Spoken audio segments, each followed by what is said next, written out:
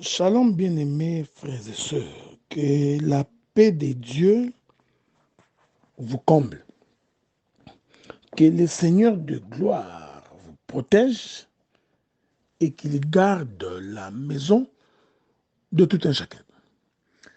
Nous voulons saisir l'occasion aujourd'hui, parce qu'il est possible que nous manquions le temps demain, puisque nous sommes assez libres que nous puissions continuer la quatrième partie sur notre enseignement portant ou relatif au fait que la femme peut-elle prêcher, peut-elle enseigner. Je suis en train d'espérer que vous avez eu le temps de m'écouter dans mes 3 premières interventions pour que vous puissiez avoir les fils conducteurs vous permettant de saisir ce que nous allons dire. Ainsi, aujourd'hui, nous toucherons la partie révélationnelle de cette chose. Nous allons nous atteler sur la révélation de l'Écriture. Parce qu'il est écrit dans la Bible qu'un peuple sans révélation est un peuple qui marche sans frein. Okay? Voilà pourquoi j'ai toujours pensé que la révélation est la chose la plus importante pour comprendre les choses de Dieu. Souffrez, nous allons lire une écriture. Parce que quand quelqu'un n'a pas la révélation, il aura des difficultés pour saisir la lettre. Ok? Il aura des difficultés pour saisir la lettre. Voilà pourquoi il te faut la révélation de l'écriture afin de pouvoir avancer. Très bien. Ok? Donc, quand on n'a pas la révélation de l'écriture, ça devient difficile. Aujourd'hui, nous allons donc essayer de nous atteler sur la révélation de cette portion de l'écriture. Vous vous souvenez que je vous avais dit que lorsque le Seigneur commence à créer, qu'est-ce que le Seigneur fait? Le Seigneur a d'abord commencé par créer l'homme. Ceci est très important. Et une fois que le Seigneur crée l'homme, il donne à l'homme la gestion du jardin. Il ne faudrait pas considérer Dieu comme un insensé. Dieu n'est pas un fou. Ok? Lorsque Dieu commence à créer, avez-vous remarqué, le Seigneur crée d'abord toutes choses et la dernière ou les dernières créations de Dieu, c'était donc l'homme. Et le Seigneur va donc commencer par l'homme. Une fois que l'homme est créé, Dieu va donner à l'homme la gestion du jardin. Il dira à l'homme, tu domineras, tu assujettiras. Voyez-vous, l'Éternel a donc fait de l'homme le roi du jardin. Remarquez que à cette époque-là, la femme n'était pas encore créée. Donc, l'homme était le roi du jardin. Ce n'est pas moi qui l'ai dit, ok? Nous pouvons lire ça dans les livres de Genèse. Ok? Prenons les livres de Genèse. Lisons. Ce sera bien pour votre instruction. Genèse, dans son chapitre 1er, je crois, souffrez, hein? Donc, tu assujettiras, tu domineras les oiseaux du ciel. Hein? Donc, nous prenons le livre de Genèse. Okay? Genèse, le chapitre 2, je crois. De Dieu. La Bible dit ceci.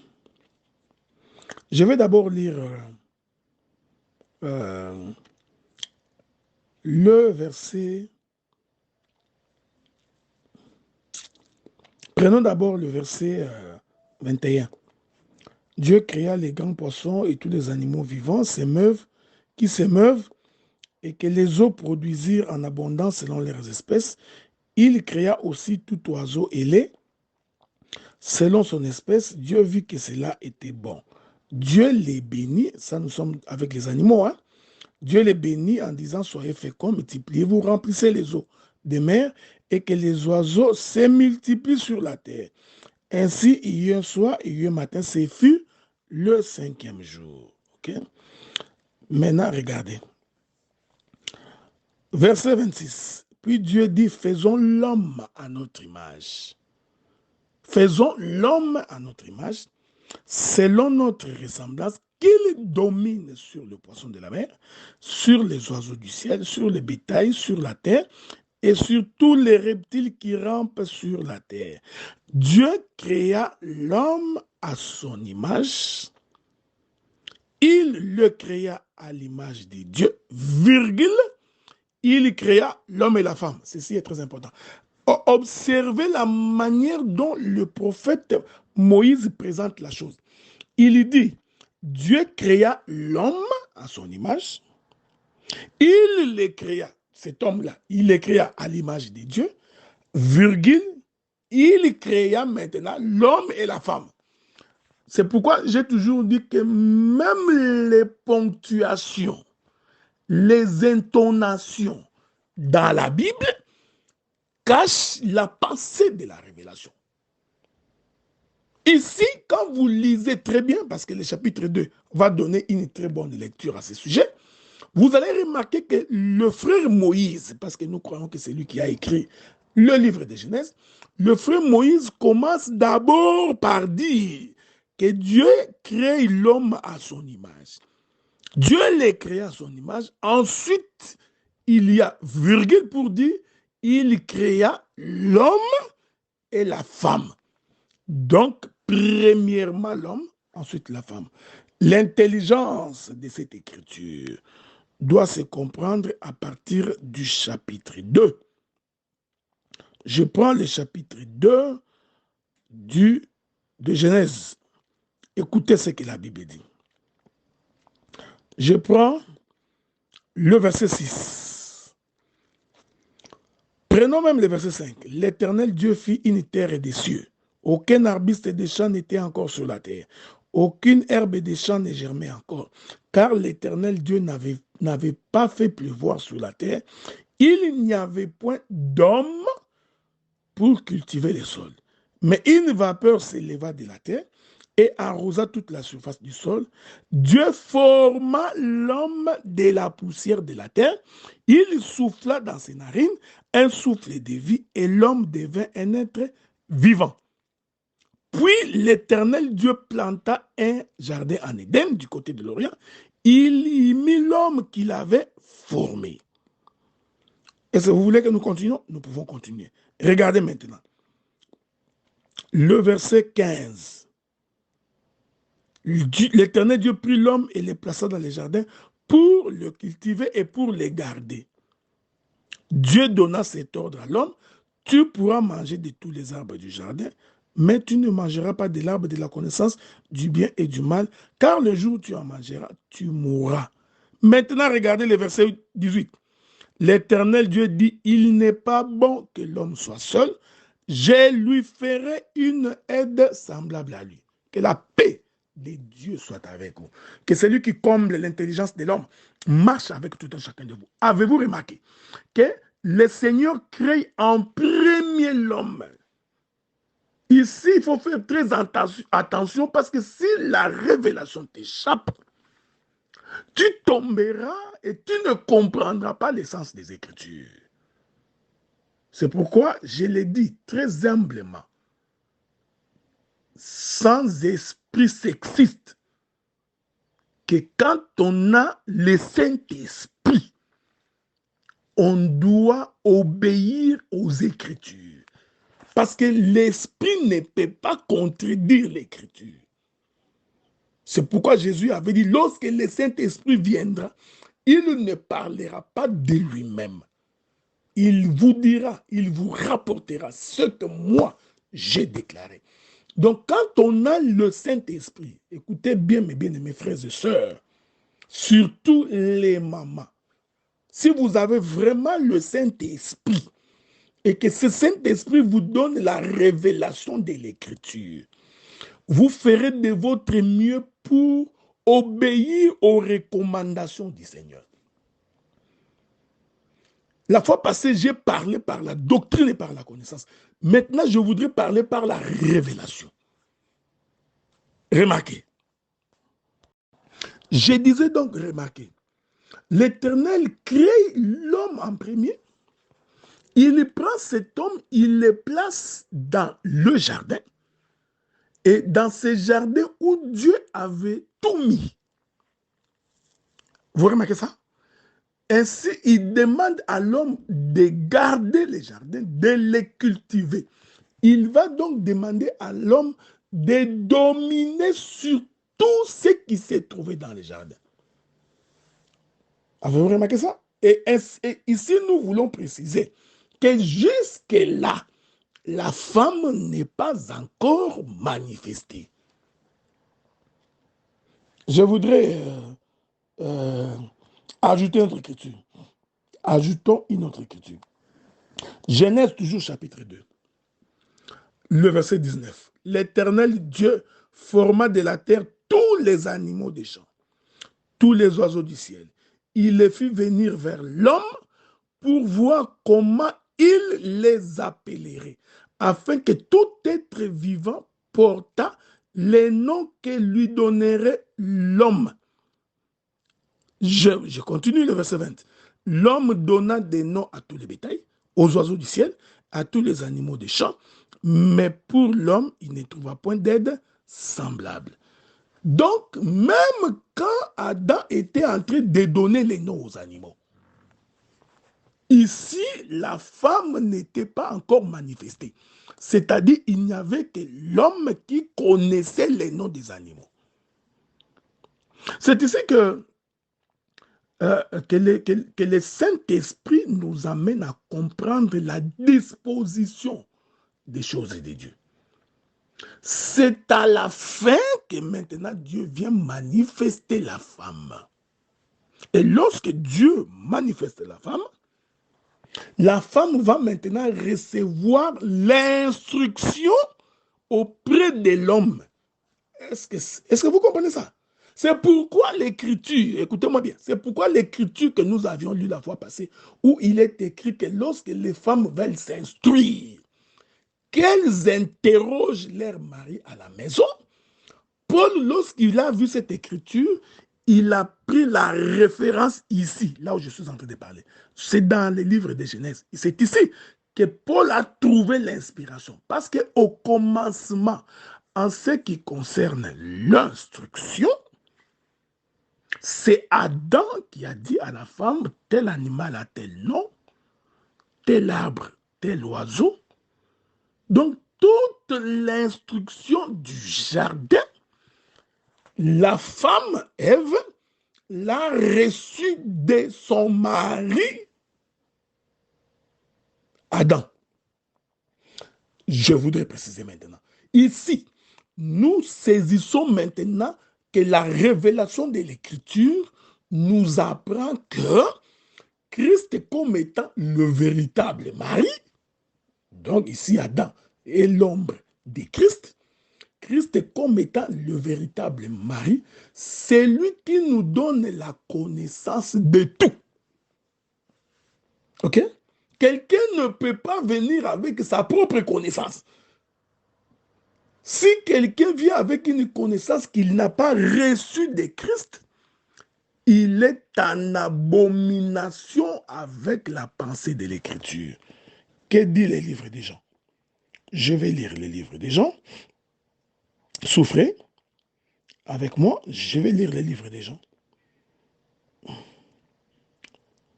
Il y a une écriture que Jésus dit. Écoutez, lisons ça. Lisons ces choses. Il est écrit ceci dans les livres des gens. Je suis dans les livres des gens, le chapitre Je prends d'abord le chapitre 17. Le chapitre 17. Regardez. Le verset 5. Le verset 6.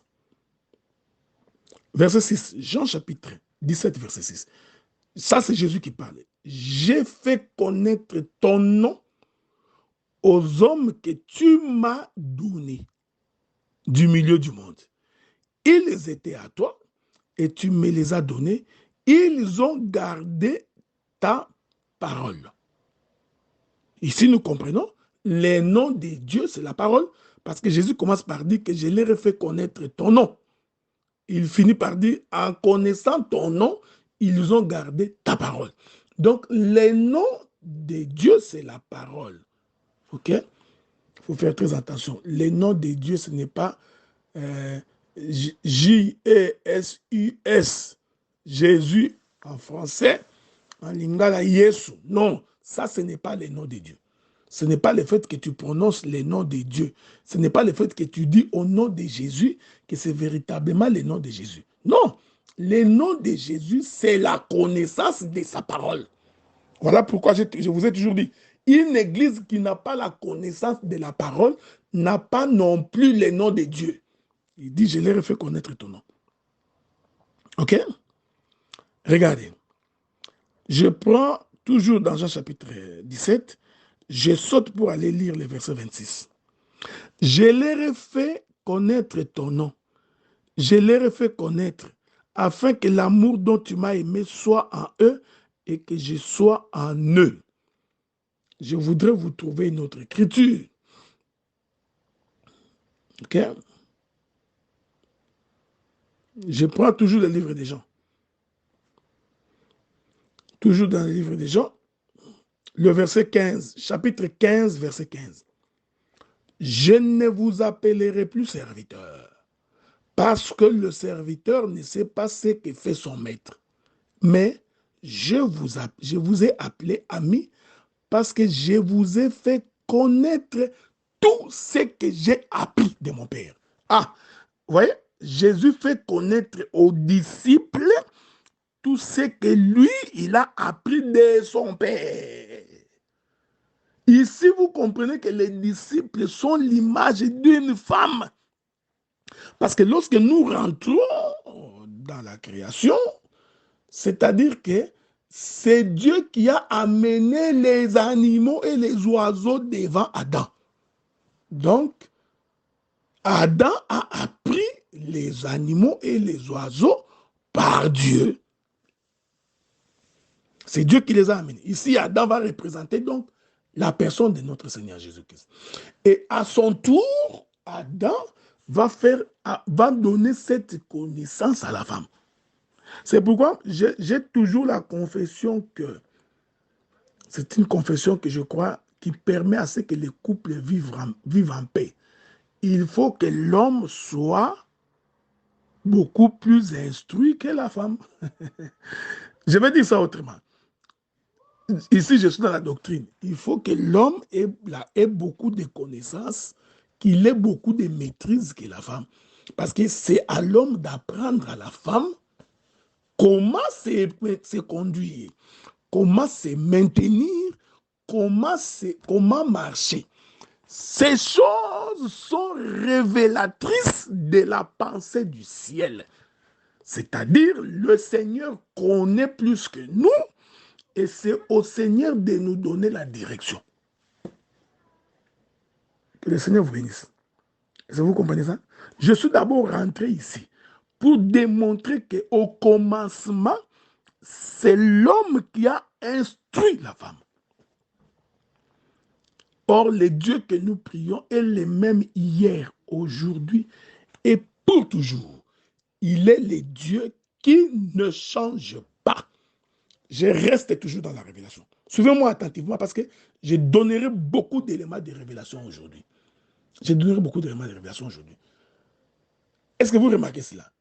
Donc, nous comprenons que celui qui enseigne, c'est un homme. Voilà pourquoi, puisqu'il en est ainsi dans la révélation, quand nous arrivons dans la doctrine, C'est pourquoi Paul dit que lorsque vous vous assemblez, qu'il n'y ait pas une femme qui enseigne.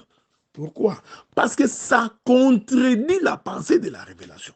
Je vous avais dit que la question n'est pas que la femme ne connaît pas, non. Ce n'est pas que la femme est ignorante, pas du tout. Je vous ai dit qu'il y a des sœurs intelligentes, il y a des sœurs qui connaissent la Bible, il y a des sœurs qui peuvent expliquer la Bible. Ce n'est pas ça le problème. Le problème, c'est lorsque nous nous assemblons, nous voulons refléter la pensée du ciel. C'est pourquoi, dans cet même ordre d'idées, Dieu a fait de l'homme le chef de la femme. Pour témoigner de la pensée céleste ou de la pensée du ciel.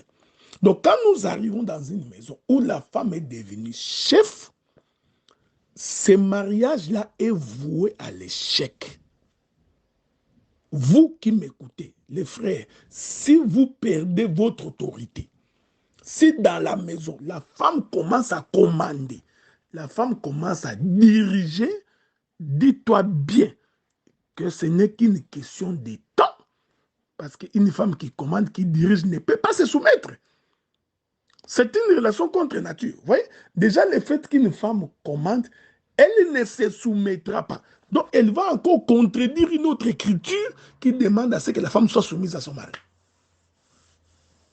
Voilà pourquoi même quand tu veux t'engager dans un mariage, rassure-toi d'abord que tu as la capacité de contrôler cette femme-là. Si tu sens que tu ne peux pas la contrôler, abandonne-la. Ne continue pas dans les projets de mariage. Parce qu'elle ne t'écoutera pas, elle ne te craindra pas non plus. Est-ce que vous remarquez? Donc, les femmes têtues ne sont pas des femmes à épouser. C'est comme une église têtue, Christ va la rejeter. Que la paix de Dieu soit avec vous. J'avance dans la révélation, ok? Je vais aborder la troisième partie de la révélation. Je ne voudrais pas perdre mon temps dans beaucoup d'exhortations.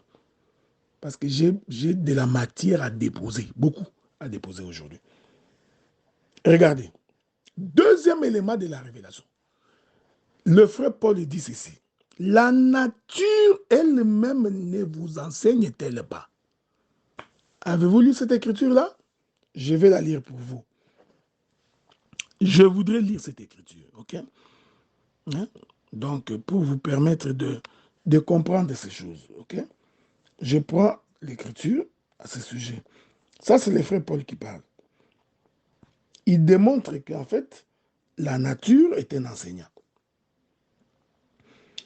Je prends ceci, ok? Souffrez, hein? Je voudrais vraiment trouver cette écriture-là. Je suis dans les livres des 1 Corinthiens. 1 Corinthiens, je crois. 1 Corinthiens, chapitre 11, verset 14. Écoutez ce que Paul dit. La nature elle-même ne vous enseigne-t-elle pas que c'est une honte pour l'homme de porter des longs cheveux? Je reviendrai parce que j'ai dit, comme ce sont les temps d'affermissement, je reviendrai pour expliquer encore en détail la question du voile. Parce que j'ai encore ajouté des flèches dans mon carquois sur cet enseignement-là. Remarquez, Paul nous rappelle que la nature devrait nous enseigner. C'est-à-dire, quand on est enfant de Dieu, l'on doit, par la nature, comprendre la pensée de Dieu parce que la nature parle. Ok?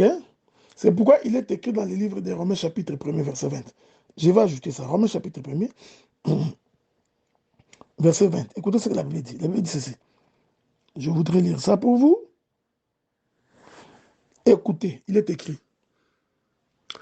En effet, les perfections invisibles de Dieu, sa puissance éternelle et sa divinité, se voient comme à l'œil nu depuis la création du monde, Quand on les considère dans ces ouvrages, ils sont donc inexcusables.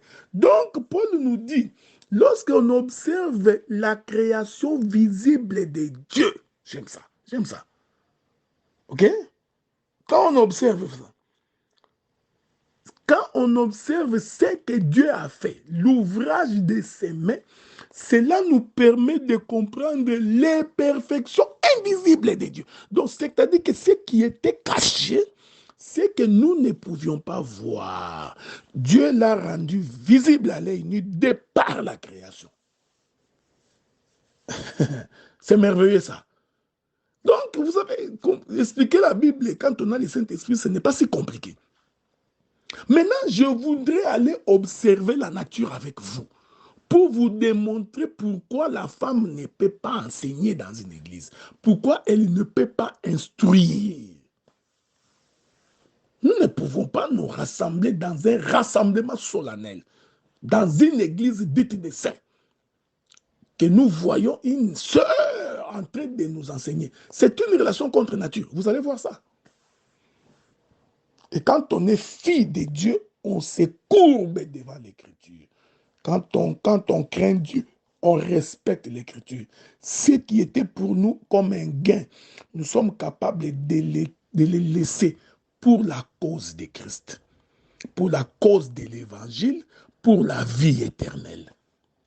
Je vais lire une écriture dans le livre de Luc pour expliquer la nature, ok?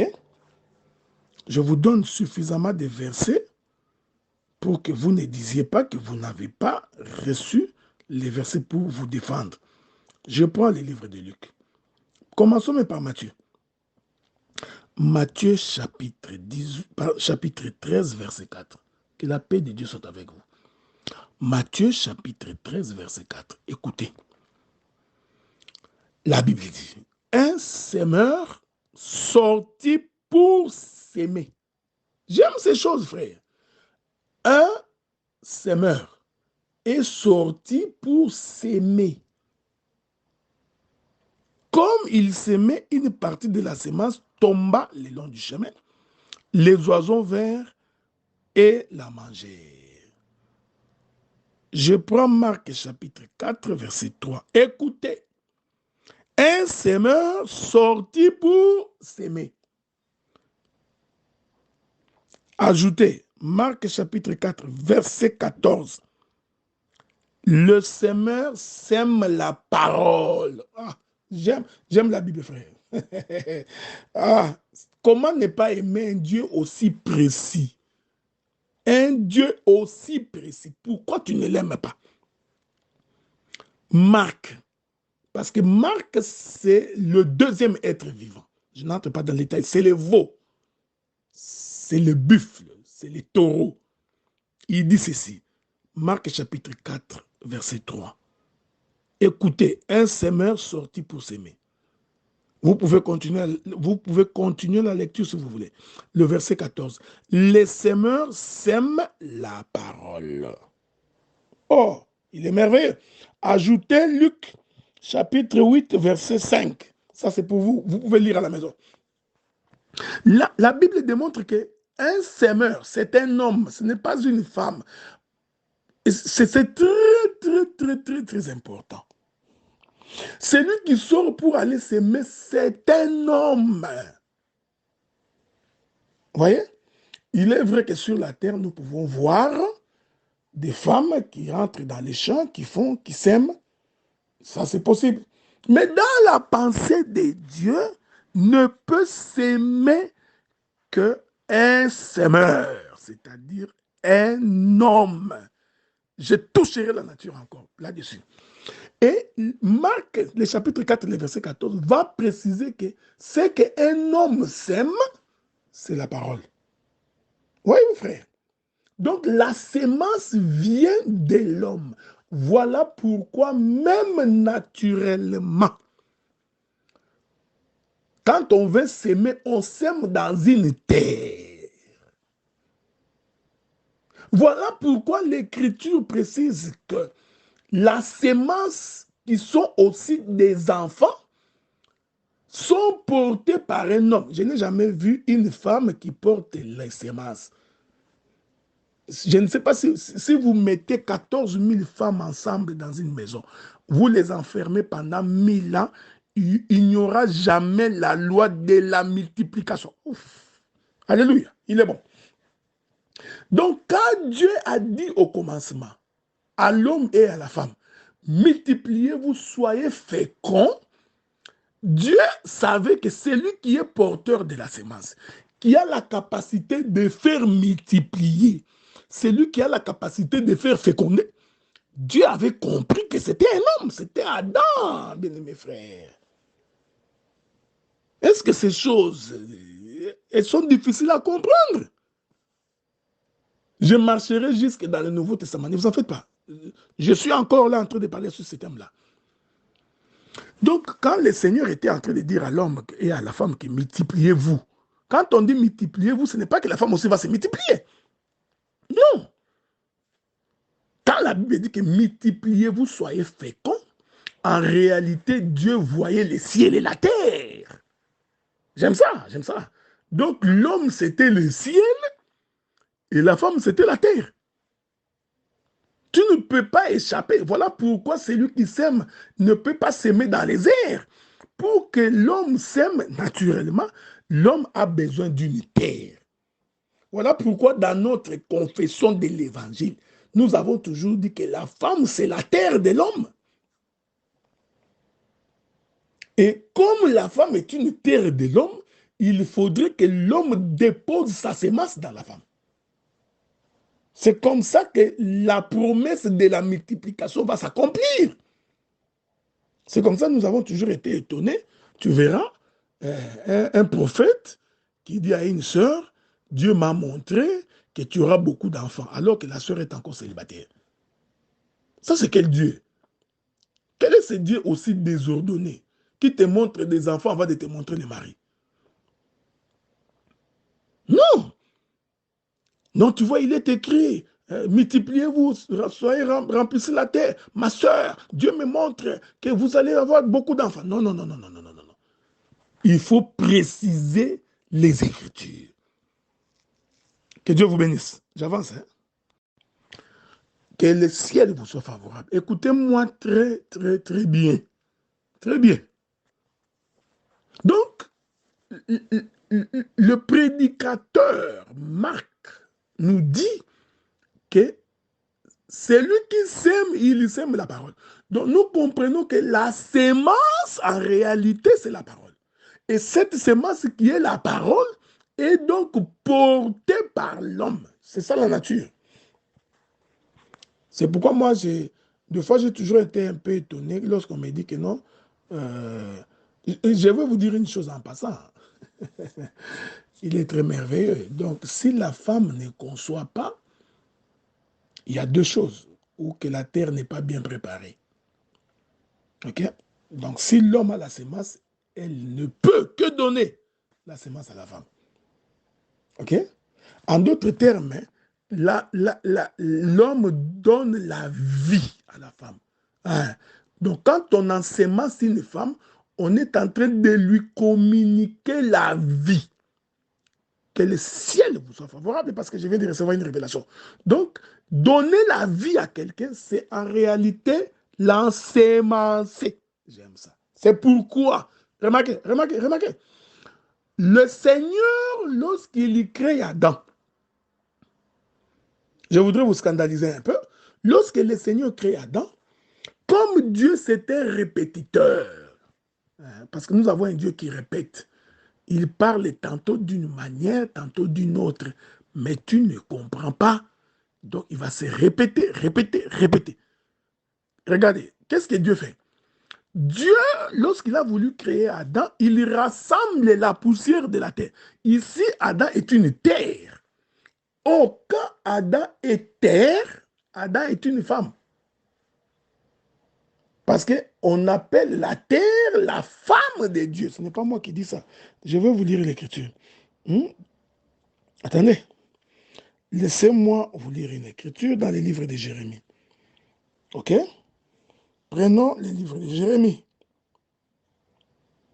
Livre de Jérémie. Je ne sais pas si je trouverai cette écriture-là. Je prends d'abord... attendez. Hmm. Je prends d'abord Joël chapitre 2. Joël chapitre 2. Le verset 16. Assemblez-vous les peuples, formez une sainte réunion. Assemblez les vieillards, assemblez les enfants, même les nourrissons à la mamelle. Que l'époux sorte de sa demeure et l'épouse de sa chambre. Ok? Je n'ai pas fini. Ce n'est pas fini. Je rentre toujours dans les livres de Jérémie. C'est là que je suis en train de vouloir euh, trouver une écriture dans les livres de Jérémie. Ok? Attendez. Souffrez. Jérémie. Voilà. Attendez. Voilà. Voilà. Jérémie chapitre 3. Je cherche cette écriture-là. Jérémie chapitre 3, je crois c'est le verset 8 ou Jérémie 8, verset 3. Souffrez, hein? Il faut que je vous trouve cette écriture-là pour que vous ne vous perdiez point. Ok? Donc, le livre de Jérémie. Voilà. Ok, le chapitre 3. Écoutez ce que la Bible dit. Nous lisons. Écoutez, j'ai dit ceci, verset 8. Il est écrit. Non, je prends le verset 6. Je commence par le verset 6. L'Éternel me dit, au temps du roi Josias, as-tu vu ce qu'a fait l'infidèle Israël? Elle est allée. Dieu appelle Israël comme une femme. Est-ce que vous remarquez? Or, Israël est un homme, non? Dieu appela Jacob Israël. Hein? Donc, c'est un homme. Mais ici, le Seigneur l'appelle comme si elle parlait à une femme. Elle dit, l'Éternel me dit, au temps du roi Josias, as-tu vu ce qu'a fait l'infidèle Israël? Dieu utilise le terme infidélité. Maintenant, elle continue. Elle est allée. Ah, elle est une femme. Non, nous comprenons que Israël est une femme. Elle est allée sur toute montagne élevée et sur tout arbre vert. Et là, elle s'est prostituée. OK?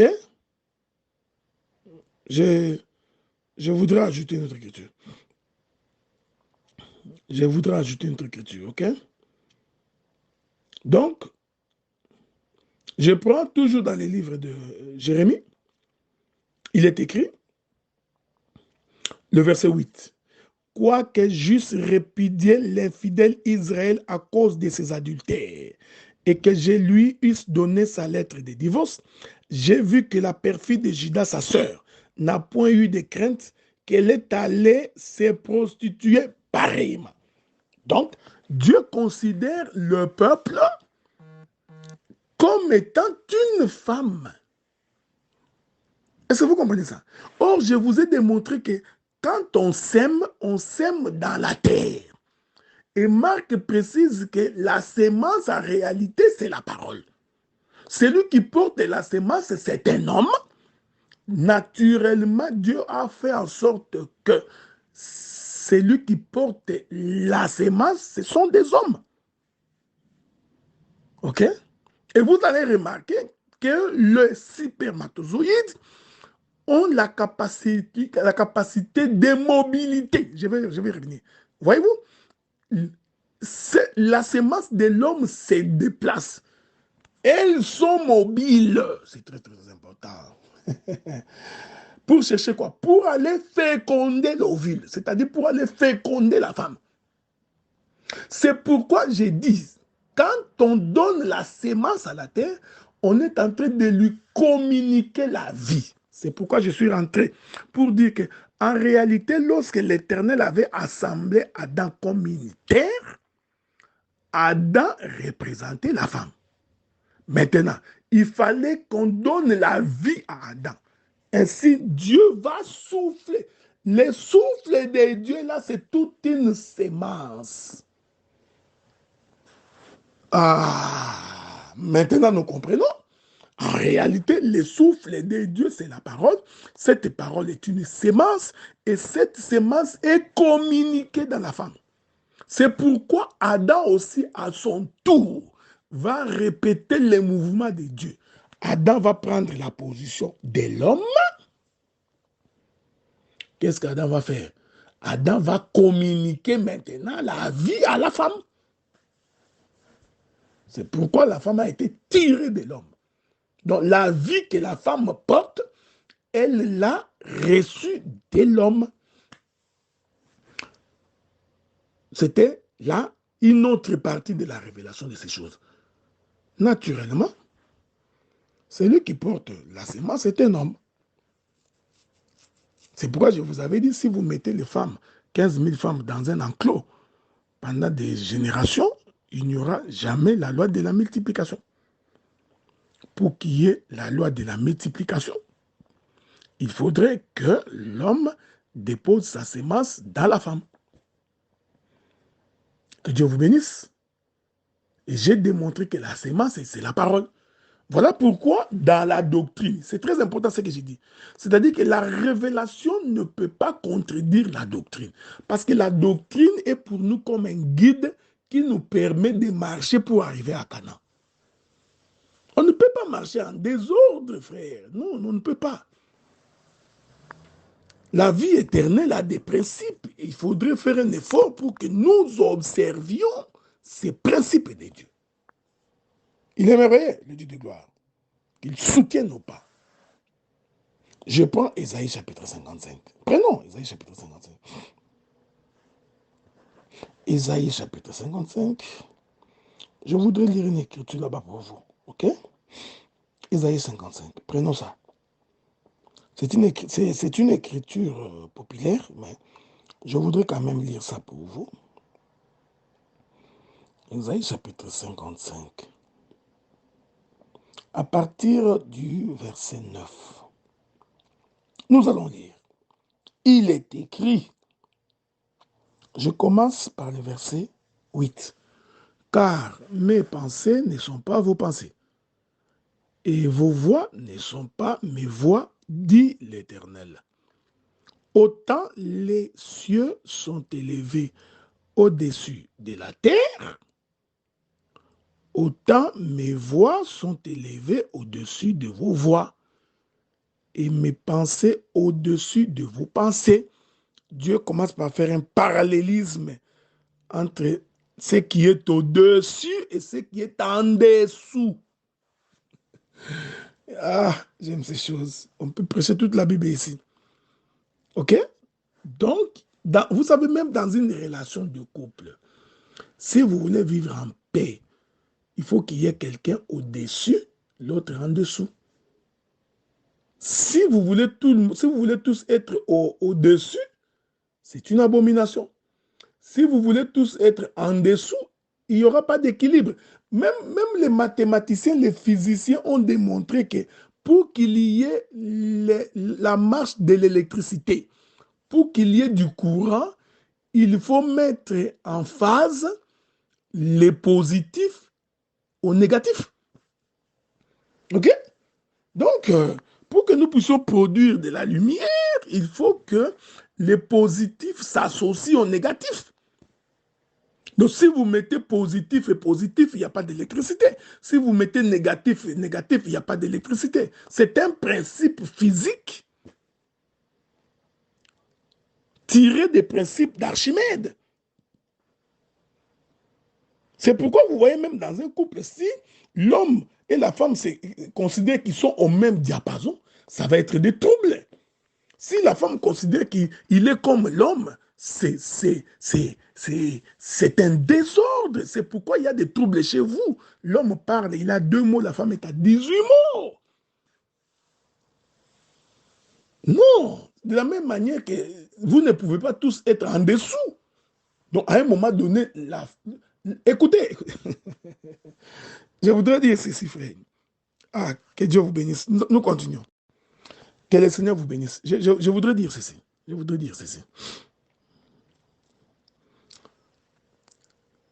L'homme, Il ne s'humilie pas pour rester humilié. C'est contre la Bible. Oh non, tu vois, cet homme-là ne s'humilie pas. Oui, non, non, l'homme doit s'humilier. Mais l'homme ne s'humilie pas pour rester humilié. Non, non, non, non. C'est comme ça qu'il y a des femmes, dès que l'homme demande pardon, elle veut tirer avantage. Non. Toi aussi, un homme, tu ne peux pas te rabaisser, jusqu'à ce qu'on commence à te piétiner dessus. Non. L'homme s'humilie pour aller récupérer la faiblesse de sa femme afin d'aider sa femme à remonter. C'est pourquoi j'ai toujours dit qu'un vrai homme doit aider la femme à aller de l'avant. Elle doit aider la femme à prospérer. Elle doit aider la femme à s'épanouir. C'est ça l'homme.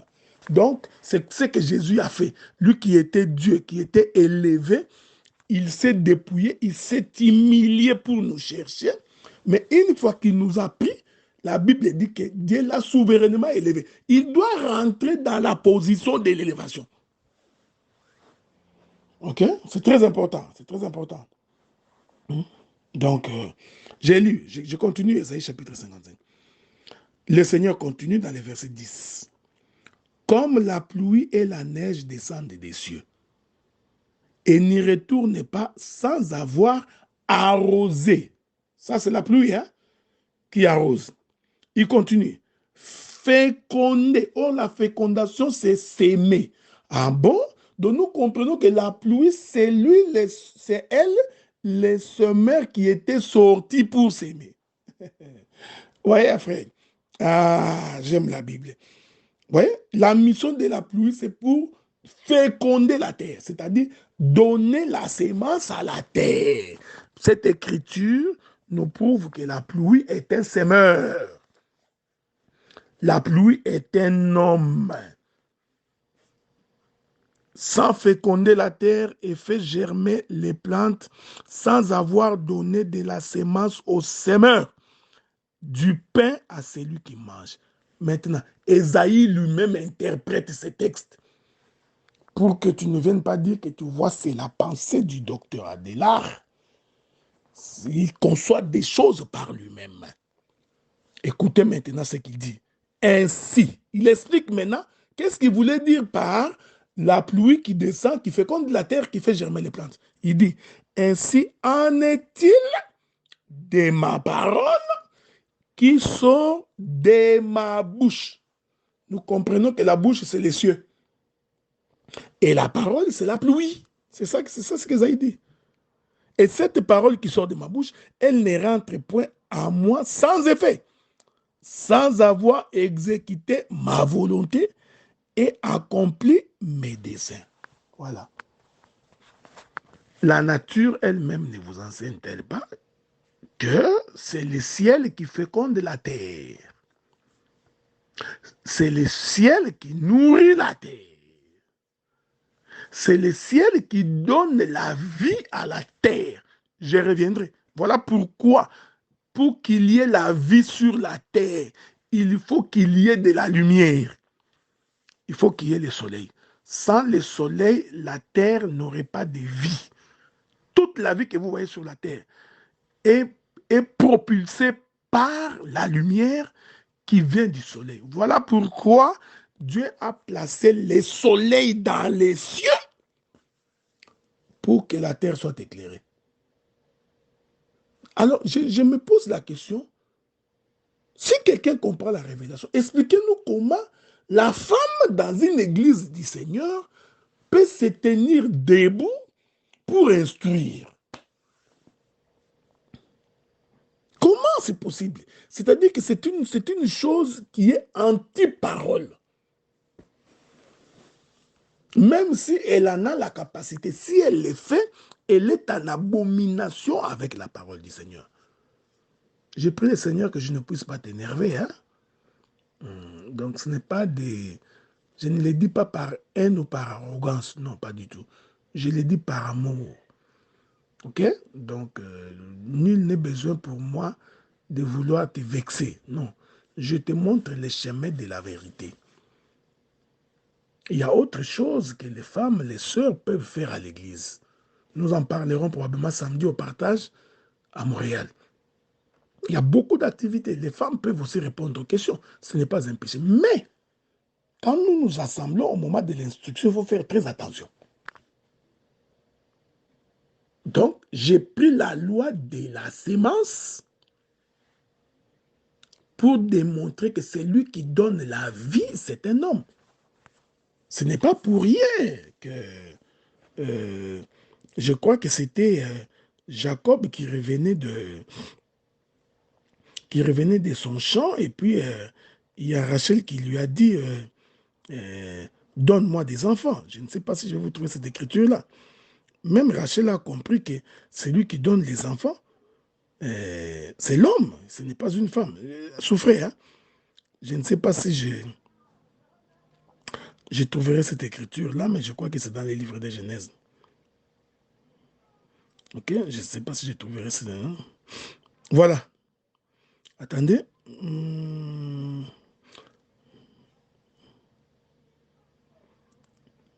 Je ne sais pas si je trouverai cette écriture-là. Bon, si je trouve, je vous la donnerai, ok? Je vous la donnerai.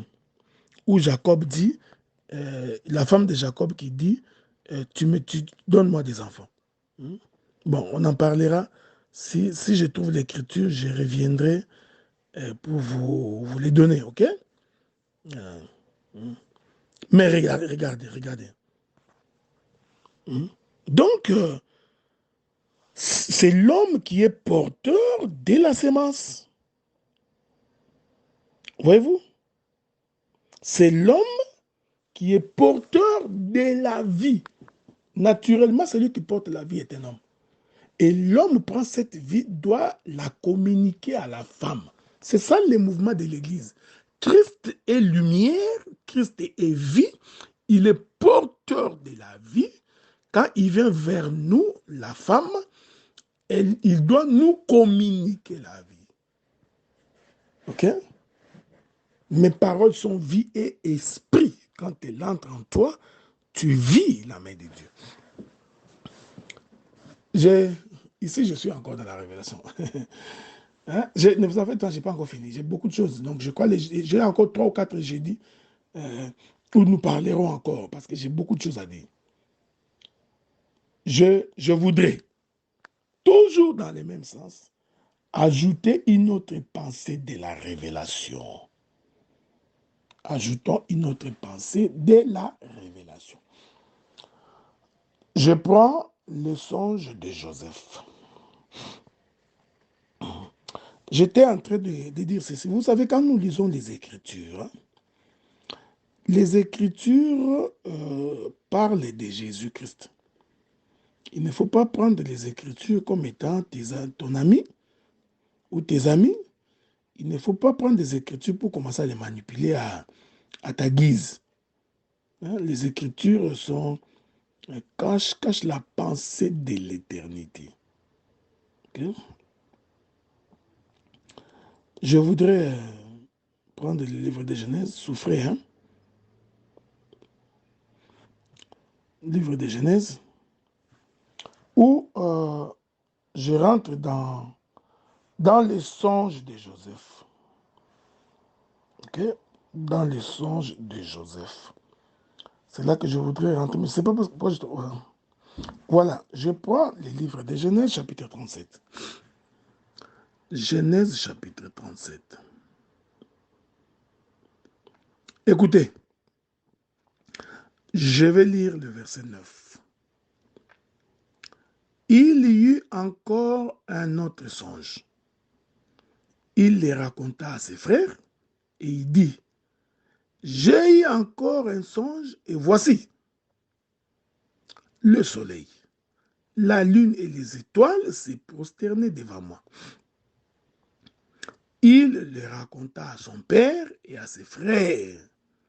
Son père le réprimanda et lui dit, que signifient ces songes que tu as eus? Faut-il que nous venions, moi, ta mère, tes frères, nous prosterner en terre devant toi? Que la paix de Dieu soit avec vous. Joseph a eu un songe. il vient le dire à ses frères et à son père. Je disais donc, Joseph a eu un songe, il vient raconter son songe à son père et à ses frères. Quel était le songe de Joseph? Il a vu le soleil, la lune et les étoiles se prosterner devant lui. Quand il parle à ses frères, les frères n'ont pas donné l'interprétation du songe. Parce que quand vous lisez les textes, vous allez voir qu'il a d'abord commencé par raconter son songe à ses frères. Hein? Essayons de ne pas entrer là-bas parce qu'il y a tout un mystère sur la révélation des Écritures. Le songe a d'abord été raconté à ses frères. Maintenant, il vient encore les raconter maintenant à son père et à ses frères. Alors son père va interpréter les songes. Écoutez ce que le père dit. Tu voudrais dire que moi, ton père, c'est-à-dire moi, le soleil, ta mère, la lune, tes frères, les étoiles.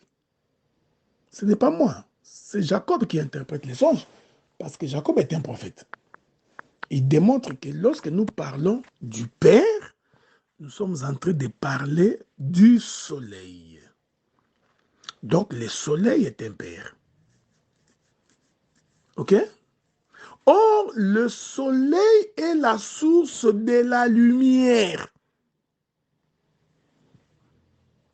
Vous voyez, c'est pourquoi nous prions notre Père qui est au ciel, qui est au ciel. Notre Père qui est dans les cieux. Notre Père qui est au ciel. Donc, en d'autres termes, nous voulons dire le soleil. Ah, j'aime ça, j'aime ça. Parce que le soleil est au ciel. Ah, avez-vous remarqué ça? Donc, notre Père qui est au ciel. Donnez-nous notre pain quotidien. Avez-vous remarqué? Or, Esaïe a dit que le pain quotidien, c'est la pluie. C'est-à-dire, c'est la parole. C'est la sémence qui fait germer les plantes sur la terre. C'est ça le pain quotidien. Quand la Bible dit que notre pain, que Dieu nous donne notre pain quotidien, il ne faut pas aller demander les foufous.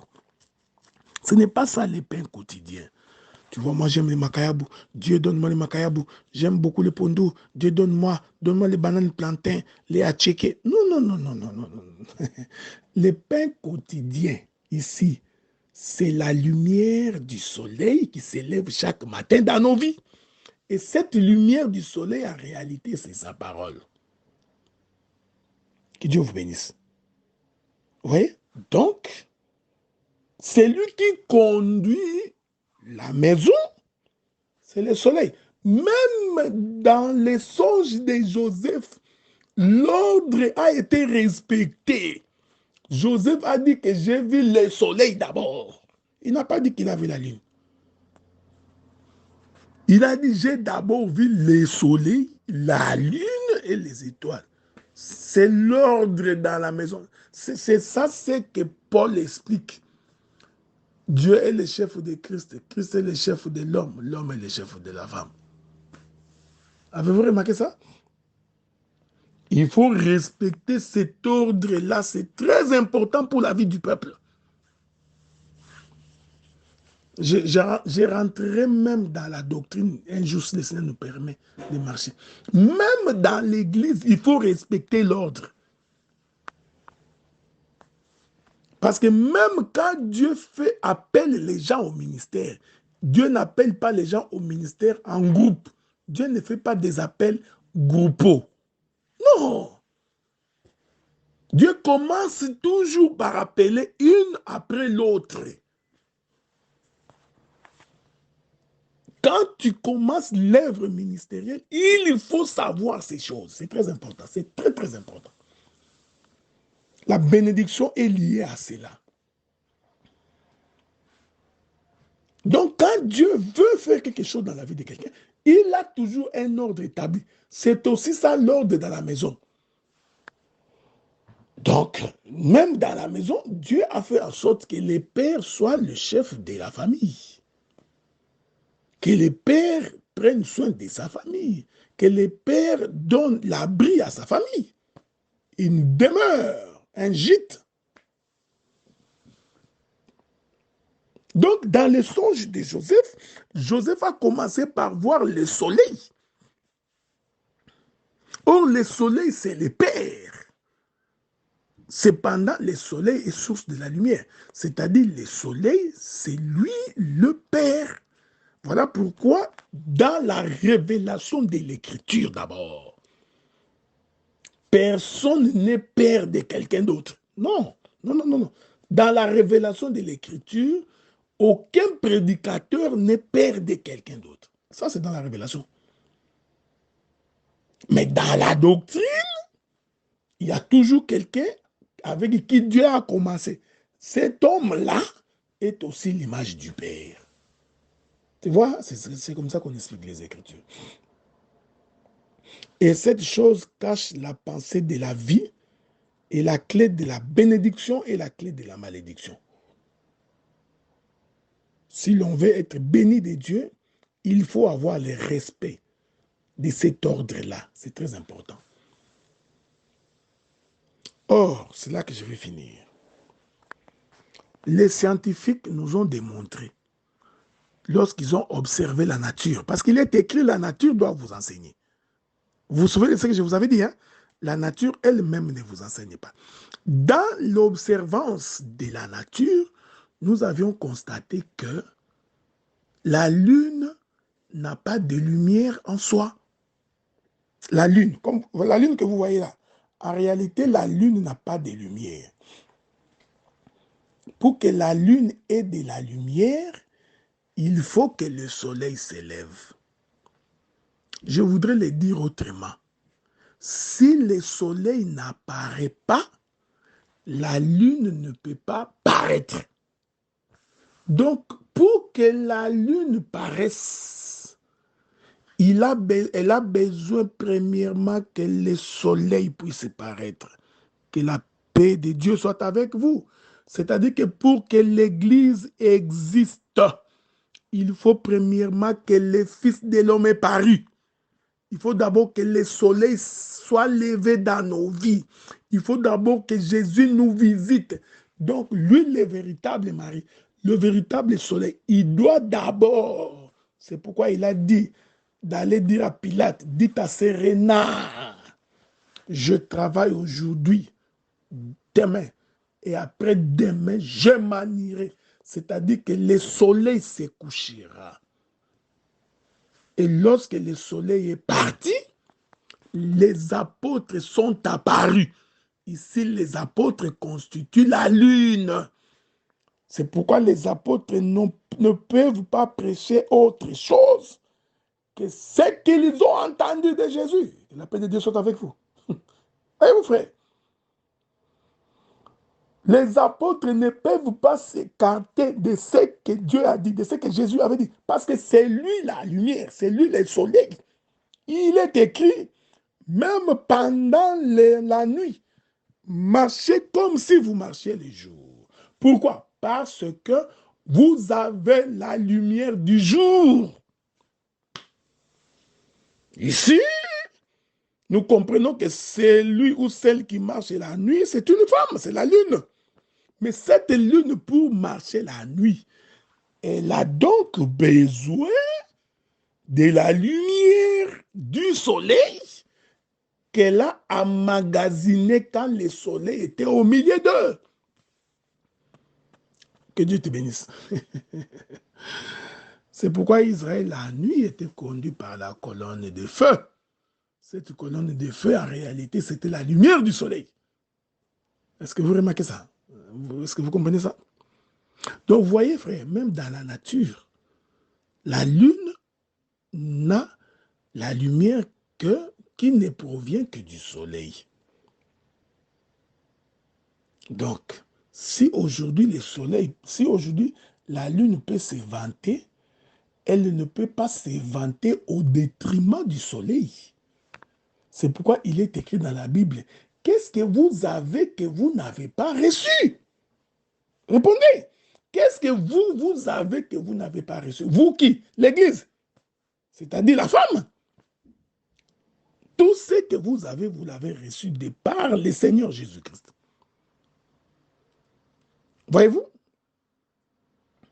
J'ai présenté la partie révélationnelle du fait que pourquoi la femme ne peut pas enseigner dans une église des saints. Ok? Le jeudi de la semaine prochaine, nous allons continuer. Ou si Dieu nous donne la force, même avant jeudi, je parlerai. Je vais maintenant aller parler de Joël chapitre 2. Je parlerai de la prophétesse Déborah. J'essaierai de parler de la femme samaritaine. J'essaierai de parler des femmes qui sont allées annoncer la résurrection de Jésus. Vous allez voir que toutes ces écritures n'ont rien à voir avec l'instruction qui se donne quand l'Église se rassemble. Que le Seigneur vous bénisse. C'était de façon anticipée. Que la paix de Dieu soit avec vous. Et que l'ombre de sa droite vous couvre. Et que l'ennemi ne puisse pas vous voir. Que tous les plans du monde des ténèbres échouent sur votre vie. Qu'une digue s'érige pour empêcher les flots de la mer de pénétrer dans ta demeure. Ainsi nous avons dit dans le nom de notre Seigneur Jésus-Christ.